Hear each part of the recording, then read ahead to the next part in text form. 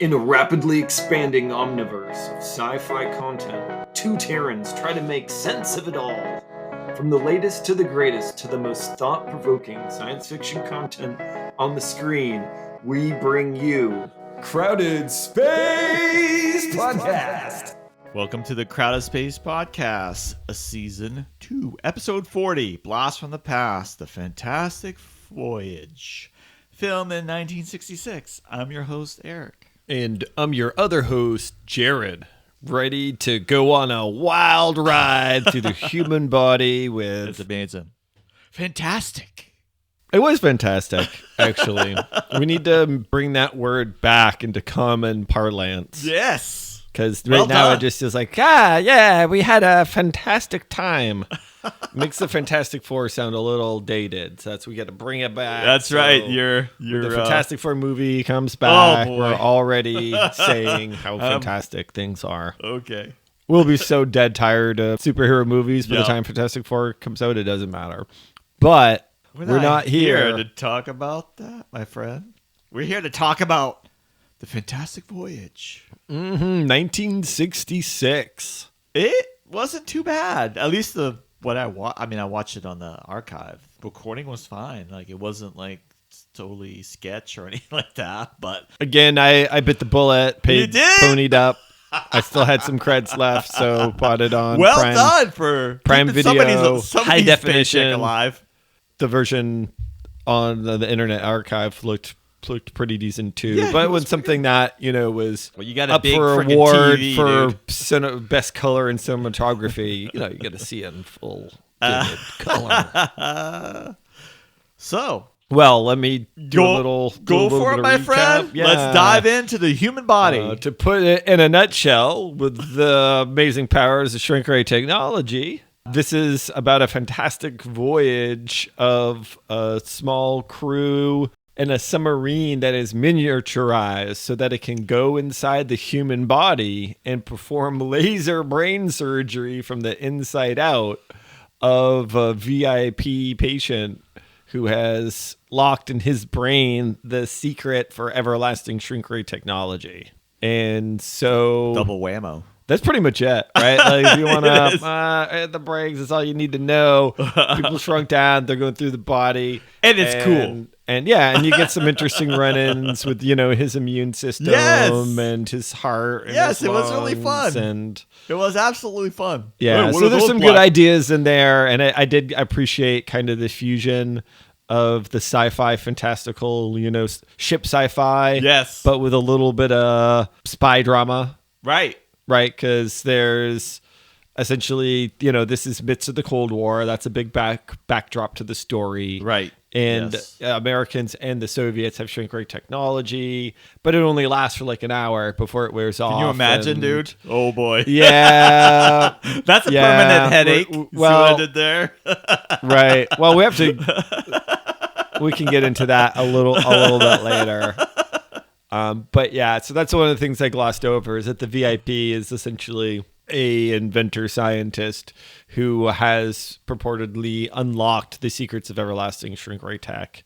And as he escaped, twist effect over to America, Right. he was assassinated, thus brain damage done, which thus our crew had to go in and protect. So, I guess without further ado, which I've told you should never say because it's corny and stupid. Well, we are in 1966. Yeah, I'm doing it for old time's sake.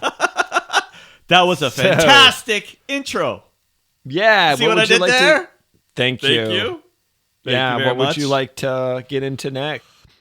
Do you remember watching it when you were a kid? No, Me neither. Not at all. Not Now, at all. I remember seeing a lot of screenshots of it in sci-fi mags, and I certainly remember reading about this movie. Maybe seeing some clips. The parody of it is the whole Inner Space. Remember the movie Inner Space? Oh yeah. So that now we're kind getting of- into influence. Now I definitely watched the heck out But of Inner Space. just that would Yeah. be No, just it would be the kind of movie. interesting to watch Inner Space after this because Just it is pointing it is at him. sci-fi. Yeah.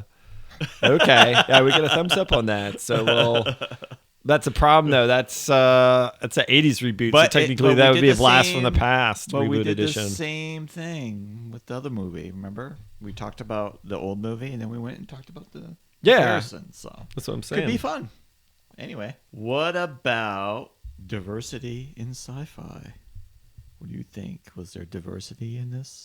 In terms of racial diversity, Yes. another goose egg. I'm hard pressed to think of a person of color had any substantial role in this whatsoever. I do feel like late 60s. Okay, They did come have on, Raquel guys. Welch. You guys should go. Yeah. No, I said racial. You might No, you I'm might just know saying. that, Yeah, that racial, gender's but- not race. Yeah, right. No, but yeah, and so she's like the only name just on first glance that I recognize Right. out of the actresses here, and it was a pretty good scene, I'd say, right off from the start, where the general of the mission's like, I wouldn't trust a woman on my mission, or some bullshit like that, right? And I then know, right? the lead and she's standing scientist- right there. Yeah, she's yeah. standing right there. Awkward. Like, she doesn't say a word or anything. Like, she should have slapped him in the face. Snap out of it. Yeah, but at least that he went up to bat for it. He's like, this mission couldn't happen without her. Yeah, she's my invaluable assistant. to the team. My blah blah blah blah. Shut the fuck. Yeah. So that was I did appreciate that, and I would say that there were times that they could have really kind of sexualized her, and they didn't. Right? She was not just a female scientist. No, please. Well, when she kind of was like needed saving a few times. So for me, there's a scene where she's attacked by the antibodies. Yeah. Right. Yeah. She did need to be saved. Like she's It could have someone else could have been attacked. Yeah, the usuals. but The it's usual like, sci-fi. For in the me, 60s. though, okay, I'm just thinking about how worse it could have been. Like the That's antibodies true. could have eaten away her clothing, all but like a little skimpy bikini, right? Like no, they left it. They left that. A missed opportunity. They're like, you guys taking notes for the reboot? So I felt like they could have, she wasn't a particularly strong character. I don't know. I don't think she's a particularly strong actress, but She's a well-known actress during that time period. So, Yeah, I mean, so- who didn't know who Raquel Welch was? yeah, not super strong, but also like. So moving along from diversity. I had musicality and movie magic effect. Anyway, Yeah, I'll find the magic. the Because music. this was full of movie magic, right? This is a great example of like where art meets science. Yeah. They were introducing, sometimes poorly, scientific concepts and ideas of anatomy, and finding a fun way to bring these to the audience. I love that. And it excelled at that. And Yeah.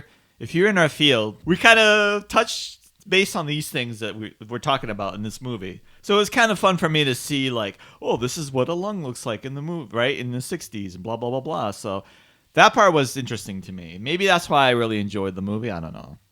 Maybe I'm a little biased on that, I guess. yeah, and they get awards for the special effects, and They did. rightly so. They did And art some direction, some too, I really think. cool things, and Both of those. yeah, and some stop animation. The antibodies are getting wrapped around her, or Yeah. as the white blood cell is coming through the top of the submarine and like dissolving the guy's head. Yes! Or whatever. They don't Or- show it all, but Or when they're it doing the worked. air tank thing with the lungs. Remember, he punctured a hole in there, and they had to fill the air tank because they lost air pressure. Yeah. He rolled his eyes. It was good it was good storytelling. It was good adventure. Come on, Dr. Rollins, It- please, let's evaluate that certain scene there. Well, I was gonna kind of wait. your scientist and do a hat 1, on. 2, 3 punch of the things where this falls short, but I figured let's sidebar that for now because we're still on movie and music and stuff like that. Well, the music was totally the '60s, like big band, big band. Yeah, it was the screeching horn. Yeah. Typical. I would say where this stands out a little bit, and again, there was no music that I was like, oh, that takes me back. There's a little bit more like harp music, Yes. and it was a little bit more fantastical, Right. than just straight up like. That's 2. No, 3. 3 fine. Well, fantastical is not really fantastic, but we'll take it. I totally derailed him. Okay. Like, what's he counting? I'm counting how many times we're going to say fantastic. Oh. So get your shot glasses out. Get out, Coolio is going to come out if we say it 6 times in a row.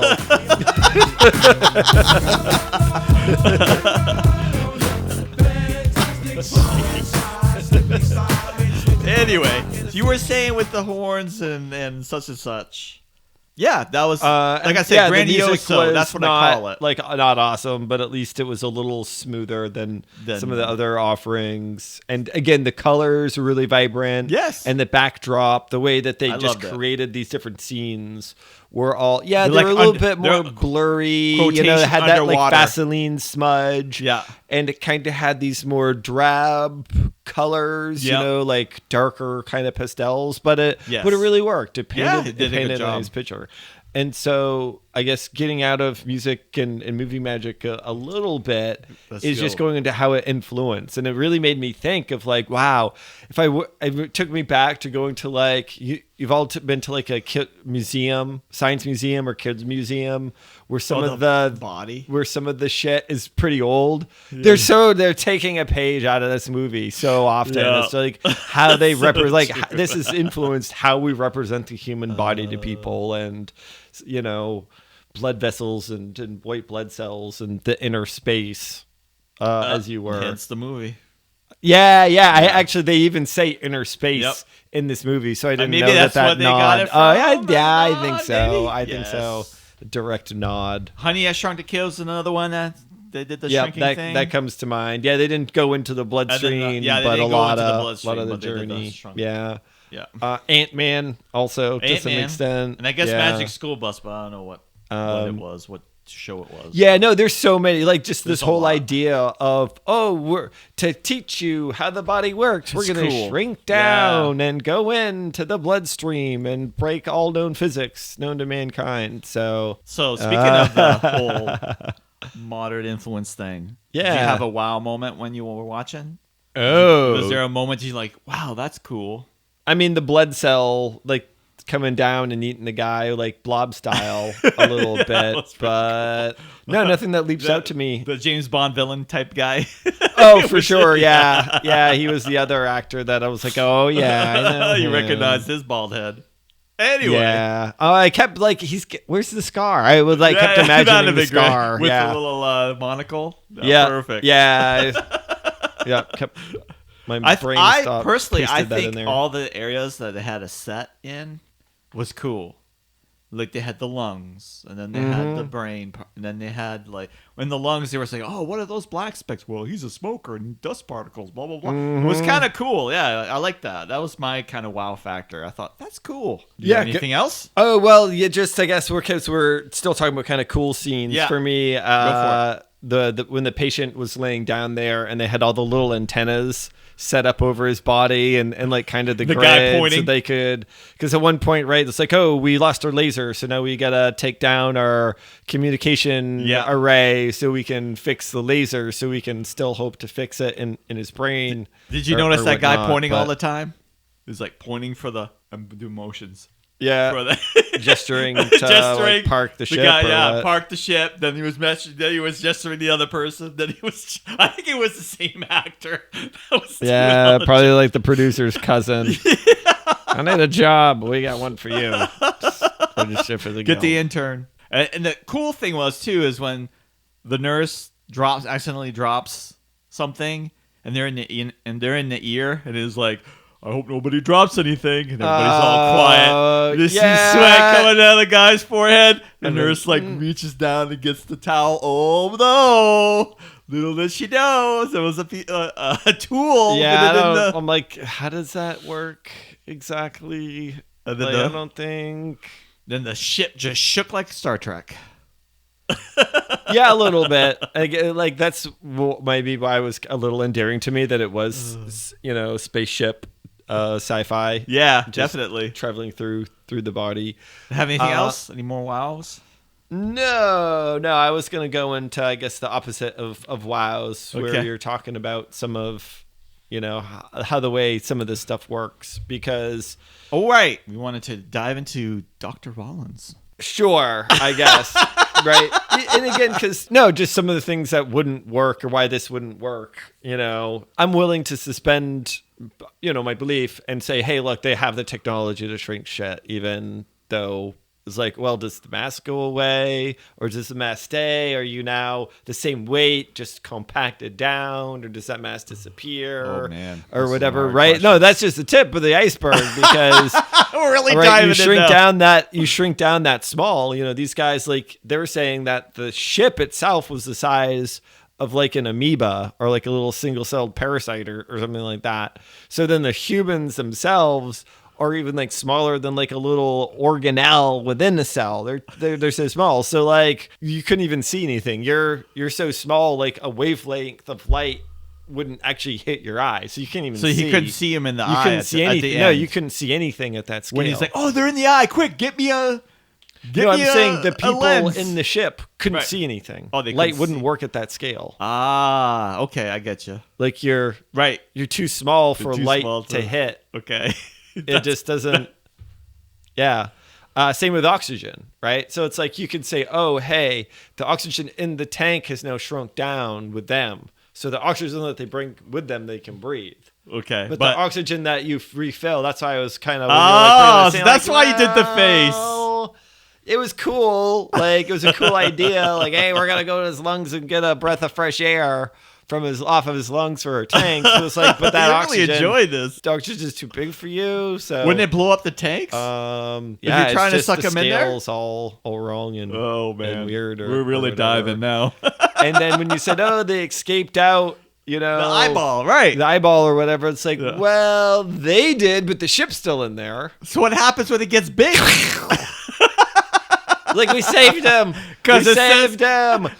And it just, his head just explodes everywhere with a big submarine in it. Yeah. Cause like the old days, a movie was done. It was done. Done. The end. Credits roll, and the credits are like 4 people. That's it. Oh, in the old days, yeah. In the old days. So Well, they also preloaded the credits in the old days too. You had to, anyways. anyway. I have to bring this up because it's one of my favorite authors. So as this movie was coming out, the rights were given to do a novelization of it. And so actually Isaac Asimov, Right. did Foundation Yes, and yes. iRobot and Right. Bicentennial Man, list goes on. He actually did the novelization of this, which is kind of weird because he's a pretty, he's one of the big 3 renowned sci-fi author. Right. And usually doing a novelization of a movie is never A good thing. never done by too high tier of people or whatever. Right. But he did it with the understanding that he had free reign over the science in the book. Okay. So that as much as possible, he fixed all of the scenes and stuff that wasn't all that plausible. Really? And either changed them or I'm gonna have to check this book did out. some back. Yeah. Well, so speaking of reboots, Here we go. this is kind of one of the first sci-fi reboots. Is that later on, Isaac Asimov wrote the Fantastic Voyage 2. It wasn't a sequel. It wasn't a prequel. He's just like, I want to write the story, but I want to start over from scratch and write it as good as a sci-fi, honest to the science that I can. Right. And so he just redid the whole freaking thing, I'm gonna have to check essentially. this From the start, he kept some of the Cold War elements, Right. and that being, part of the reason for the fight. And essentially, they were going into this comatose guy to capture the memories and take them back. Okay. That Makes more sense Is what than that, just try going to in heal him. They're like, no, we're gonna take the memories out of his brain, which is a kind of a cool idea, as well as a little more. Did you notice in some parts where they always had somebody have this big like philosophical thing, like one of the parts with the doctor inside the sub is like, oh, this is man is the center of the universe, blah blah blah. Like they always had these little philosophical. Oh yeah, I clips guess in they there. tried. Yeah, They really tried to like squeeze it in there, and I was like, well, that really doesn't make any sense in this moment. But I guess they're traveling. You got to talk about something, right? Yeah, I mean, it's a huge it's a momentous thing that they're doing. So Right, trying to right. keep it real. And then it was one of the things maybe that they get wrong in a lot of modern action things. They're doing something so wild and fantastical, but it's only like the only one character that's the nerdy character that's like, oh my God, this is crazy. Everyone else is like, yeah, what I do, I'm meathead. Yeah, I ride rocket ships. I lift weights for breakfast. Yeah, so we won't get into that. it's good that the characters are questioning the nature of reality as they're Right. shrunk down way smaller. But yeah, another just a little scene maybe I want to give them credit for is how they like their emergency plan. Like, oh, we can't get out the way we wanted. We're gonna do a 2-minute speed run to the tear duct, Right. and the Yeah, guy that was cool. like luckily notices. And Well, they were going to figures it die out, because the so- submarine got, attacked by the body. And then remember the James Bond villain guy was like, he's like screaming because he's done because he was going to run away. And actually, no, he was going to run the ship into, which you never like. Why did he want to do that? Because was he part of like the bag, like being a Russian? Was he a Russian spy? I Yeah, guess, he was a double agent essentially. You Yeah. think there's a bunch of other ways he could have tanked the whole mission, but that one particular Yeah. one, kamikaze on the brain, I guess. So nobody gets it. If I can't get it, nobody can. yeah. Type of thing. No, because it only made sense to kill him. He was in American territory, so Right.